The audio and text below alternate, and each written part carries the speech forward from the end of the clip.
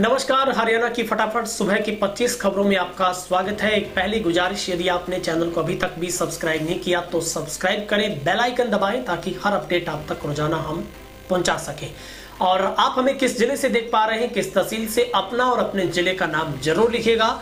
हरियाणा की सोनीपत पुलिस ने खालिस्तान और टाइगर फोर्स से जुड़े 3 संदिग्ध आतंकी पकड़े हैं। इनसे AK-47 सहित 3 पिस्टल और भारी मात्रा में जिंदा कारतूस बरामद हुए हैं। ये सुपारी किलर भी बताए जा रहे हैं। कहा जा रहा है कि पंजाब में चुनाव के वक्त माहौल खराब करने की जिम्मेदारी इनको मिली थी।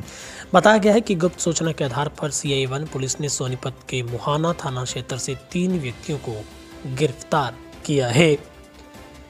पानीपत जिले में एक नवविवाहिता ने फंदा लगाकर आत्महत्या कर ली है। शव को फंदे से लटका देख परिजनों ने इसकी सूचना पुलिस को दी। सूचना मिलते ही मौके पर पहुंची पुलिस ने शव को फंदे से उतारकर सिविल हॉस्पिटल में भिजवाया है।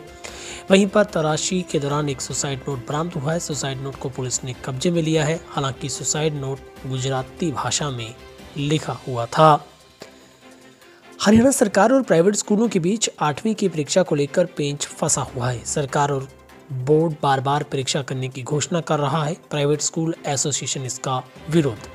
इसका समाधान करने के लिए हरियाणा सरकार ने प्राइवेट स्कूल एसोसिएशन के साथ बैठक करने का फैसला किया है। 25 फरवरी को CM Khattar private school association की CM निवास पर मीटिंग होगी। सिरसा में 12 फरवरी को एक फार्म हाउस में हुई 8,000 रुपए की लूट में 17 बदमाश शामिल थे। वे 4 गाड़ियों में सवार होकर पहुंचे थे। लूट में शामिल 5 बदमाशों को सिरसा से आई पुलिस ने काबू किया है। इसका खुलासा हुआ था, असल में ये बड़ा हाथ मारने की फिराक में थे, लेकिन चकमा खा गई। वारदात से पहले गिरोह की ओर से बाकायदा रैकी भी की गई थी। जींद में संदिग्ध परिस्थितियों के चलते 18 वर्षीय युवती ने फांसी के फंदे पर लटक कर अपनी जीवन लीला समाप्त कर ली। परिजनों के अनुसार वो पिछले कई दिनों से मानसिक रूप से परेशान थी। शहर थाना पुलिस ने युवती के शव को पोस्टमार्टम के बाद परिजनों को सौंप दिया।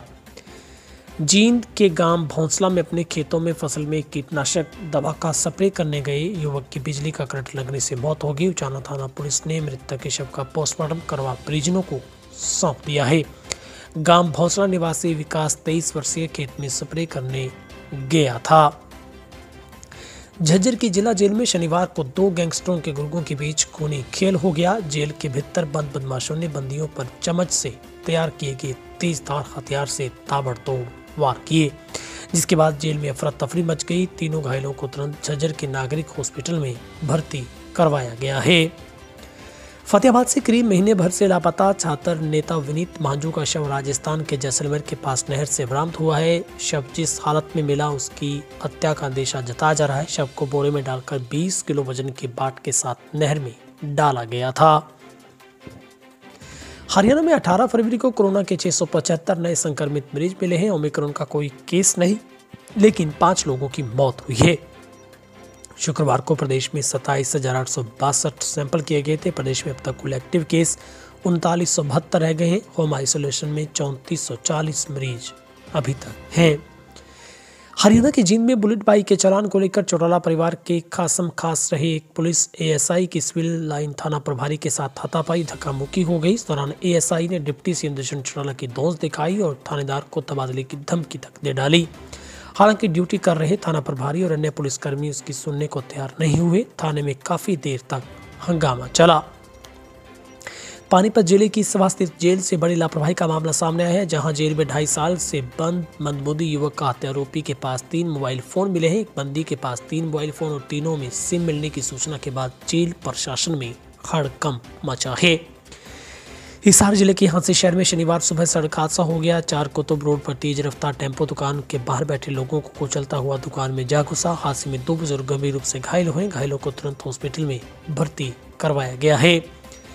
हिसार जिले में 29 वर्षीय युवती के साथ दुष्कर्म का केस दर्ज हुआ है। पीड़िता के साथ दुष्कर्म करने का आरोपी फौजी भी लगा है। आरोप है कि बरवाला निवासी ने खुद को अविवाहिता बताकर शादी का झांसा दिया, उसके साथ दुष्कर्म किया, लेकिन पहले से शादीशुदा है। उसका एक बेटा भी है। परिवार को मामले की जानकारी होने के बावजूद उन्होंने साथ दिया।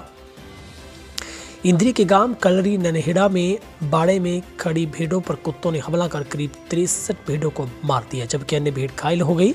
इस घटना से गांव में दहशत का माहौल है। गांव में बंसीलाल और उसके भाई सुखराज की भेड़ें बाड़े में थी।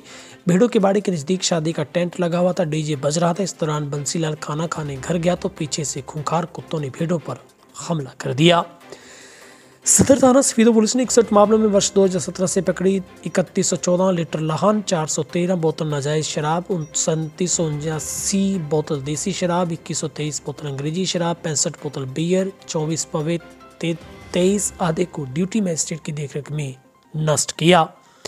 हरियाणा के मुख्यमंत्री ने कहा है कि आधुनिक हरियाणा के विजन को ध्यान में रखते हुए इस बार का हरियाणा का बजट पेश किया जाएगा, जिससे जनता से किए सभी वायदों को प्राथमिकता दी जाएगी।